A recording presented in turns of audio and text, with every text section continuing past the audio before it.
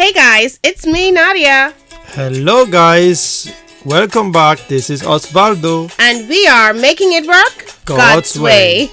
So glad to be back with you. And if you're listening for the first time this new 2023, we want to say Happy New Year.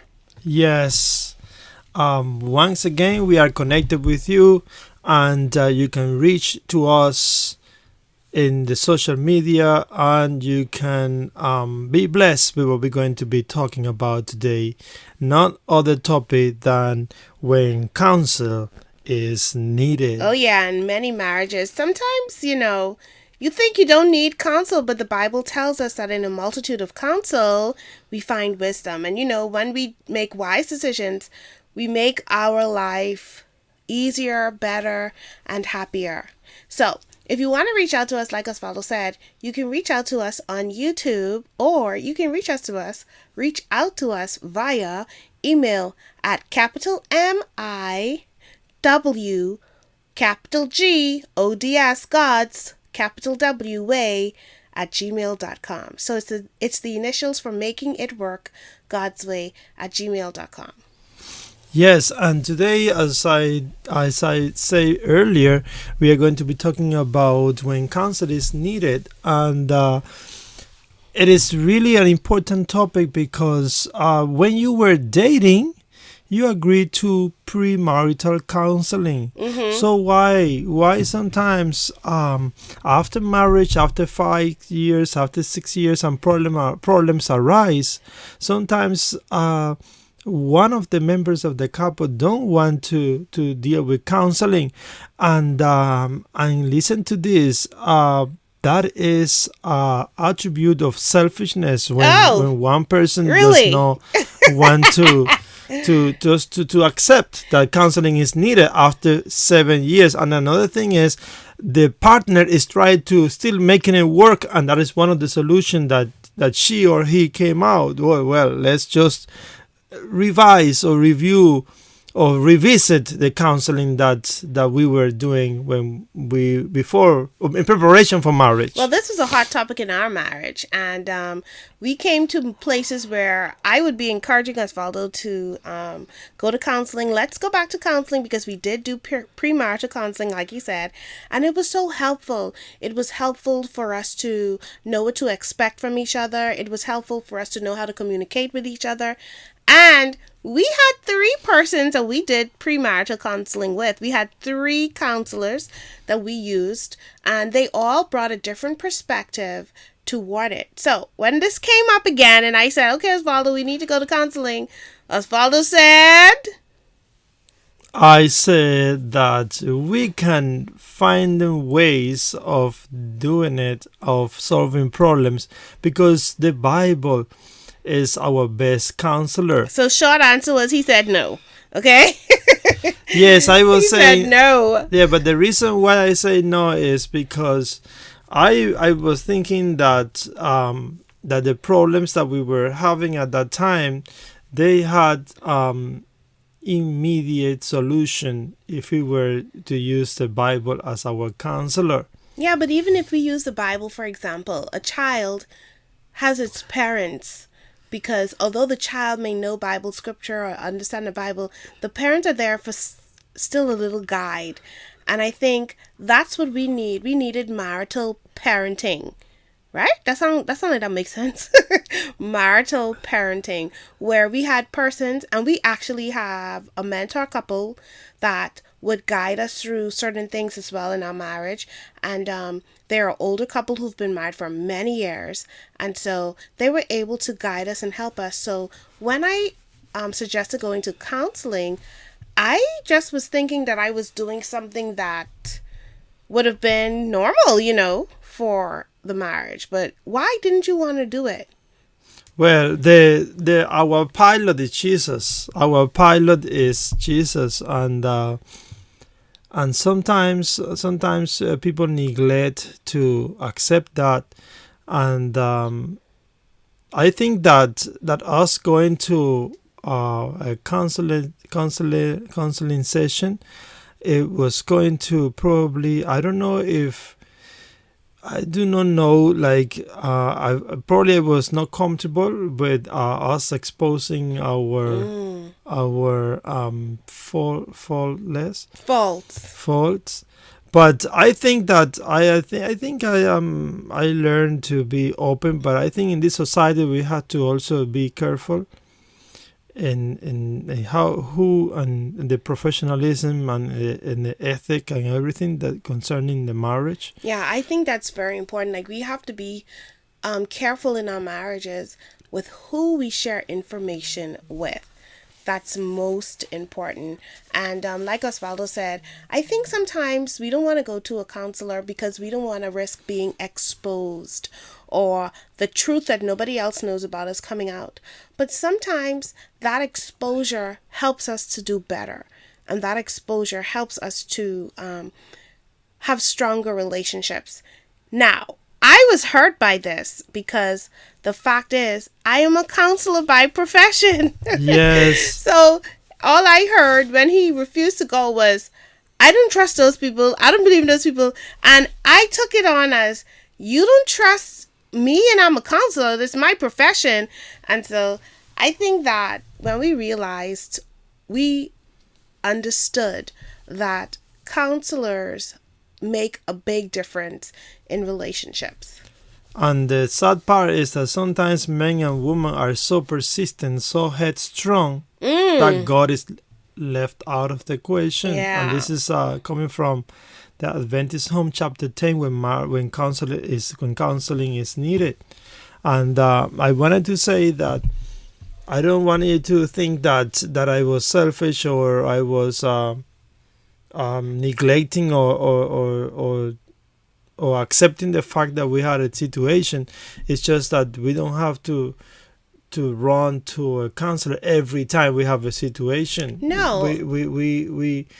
We are growing into maturity and marital maturity. and we know what is expected of each other, but sometimes just that sometimes the enemy gets in between, but we have to choose to serve God in every situation. And Osvaldo, if I can add here, you said that, sometimes you don't think you should run to a counselor for everything, but I just wanted to say that you don't have to run to a counselor for everything, but sometimes the compilation of those little things turn out to be a big problem.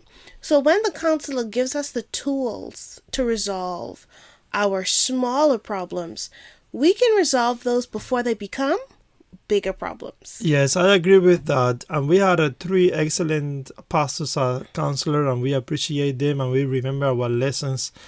And then the privacy and the confidentiality was also kept. And I wanted to tell the couples out there that just to in the multitude of counsel there is wisdom. There's wisdom. So embrace counseling. Sometimes you may get counseling from an older couple. It doesn't have to be a pastor. Sometimes you can get counseling from a trustworthy friend also.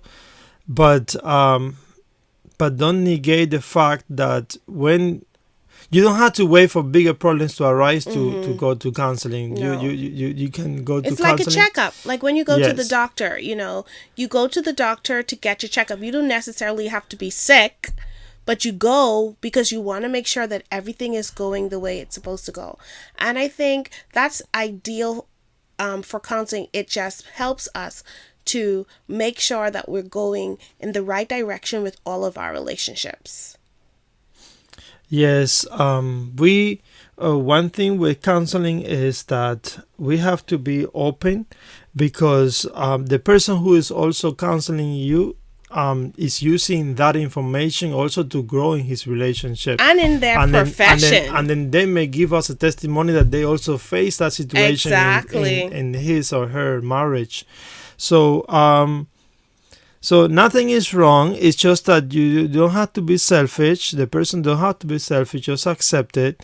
I am still working on. I am still working. I'm still trying to be a good husband, and every You day, are a good husband and as well. every day you learn new situations, and you will never be a perfect husband while Or in this wife. earth, Or wife. because you did not learn how to be a husband, you did not learn how to be a wife. It's something that you will never graduate from, but you learn from mistakes and experiences. And once you put your wife first, and once you put God first in the relationship, things shall Improve. improve and straighten it.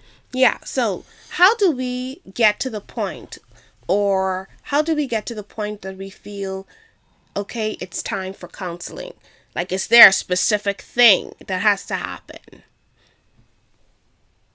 I think that the specific thing may be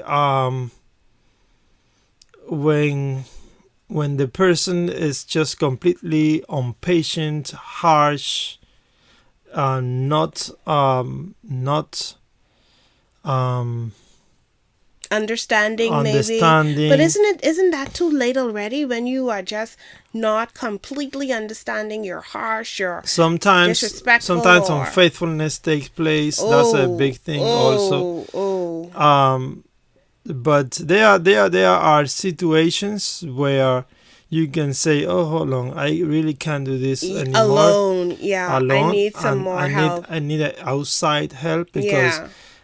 with your help, it's not solving it. With my help, it's not solving it." So, and then we're reading the Bible, we're doing devotions. So it means that you're using the Bible as our counselor also. Mm-hmm. And still sometimes difficulties arise, then you can seek that extra third help.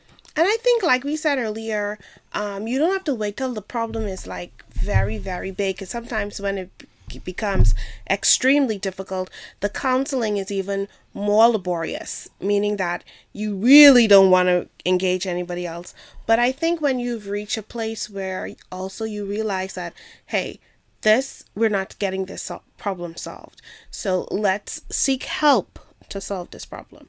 And sometimes it can be like a sickness in the body that grows and grows and grows until the marriage is in a place where it's terminally ill, and you don't want the marriage to be in that sort of thing. You want to do preventative medicine, meaning you do the things that prevent illness from occurring.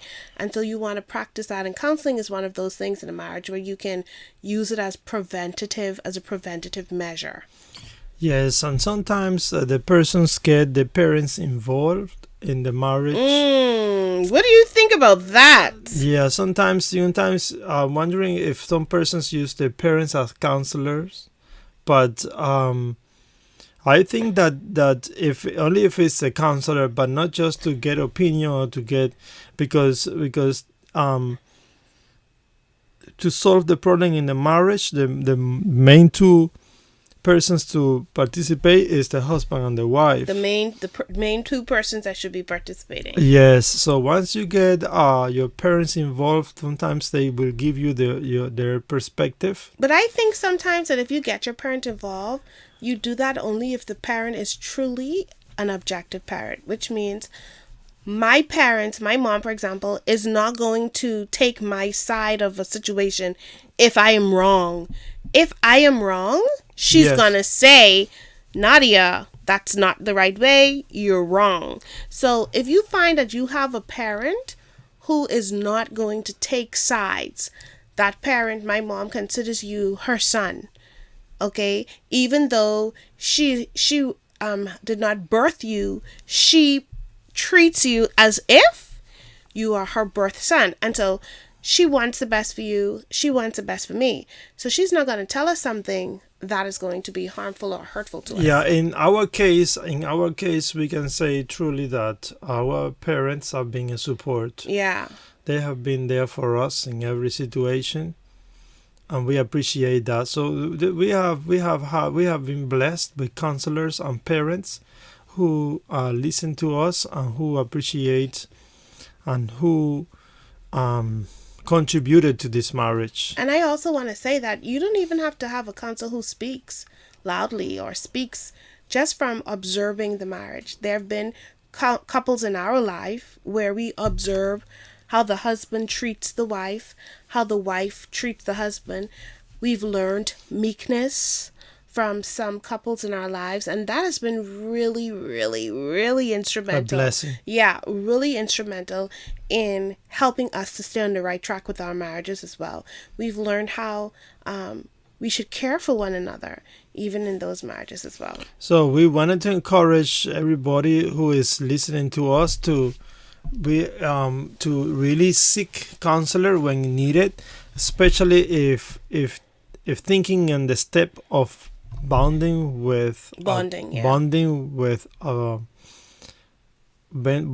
your partner as your lifelong partner, just to seek wisdom and to seek counselor, because as the spirit of prophecy tells us, if you were praying twice, if you consider marriage, you should double that. Yeah, so if you were praying twice and looking towards getting married, you should pray 4 times a day. Yes, because we already said before that a wife or a husband can make your life miserable if not taking this step serious. Yeah. And not anticipating and not rushing. Just get to know the person, know what you're going to get into, know the background, and those things can help and prevent other sad problems, because once in the marriage, then everything just gets serious, and then it's sad to go through the divorce. Yeah. It's a painful situation for many persons, and that's why we want to encourage you to step in the direction of counseling. This doesn't mean you're not going to read your Bible. This doesn't mean you're not going to pray. What it means is that you're adding a third level of support for your marriage, and each level of support that we have is great. A third level of healthy support. And counselors have spoken with other married people before, so they have a wealth of knowledge. No, and there is premarital counselor and there is post-marital counselor. So you just have to evaluate what is needed. Every couple knows what is needed. And then another thing is you will see opposition sometimes, when one person doesn't want to solve the problem, and then sometimes it's a sign of that the person does not care, and just that the person is content with what is happening. But one thing with this is that you have to want it. You will have to be wanting to solve the problem. Oh yeah, you have to want to solve that problem, because one person cannot definitely. If you are not making an effort, if one person is only making the effort, like sometimes the person may say, I just feel like I'm working by myself, and this marriage is of 2 people. Yeah, so you have to make. You have to want it to work. Counsel may be needed. And so there's a few Bible texts that we'd like to share with you as we wrap up this episode. There's a few Bible texts. It says Proverbs 11:14. A nation falls through a lack of guidance. Imagine that. A nation falls through a lack of guidance, but victory comes through the counsel of many. And that's Proverbs chapter 11, verse 14. That's very, very important. And we also have to take in consideration that a marriage is a relation which affects future generations and future life. Wow, yeah, that's powerful. So sometimes we just can't enter into a marriage with impulse and passion and blindness. Exactly. We have to really take into consideration, as the Spirit Prophecy tells us, that it is a serious business that you're going to get into, and that's why you have to pray as double and fast. And another thing is that imagine your future life and the future generations that you're going to impact through your marriage. Yes. Yeah, that's what we wanted to do in our marriage. We want to impact marriages. And Psalm 73:24 says, as we wrap up, "You guide me with your counsel, leading me to a glorious destination." And I'm sure we all want to be led to glorious destination. And that is why we encourage you to seek counsel in your marriage. Once again, I am Nadia. I am Osvaldo. And this is Making It Work God's God's Way. Way. See you next time, guys. Bye-bye for now.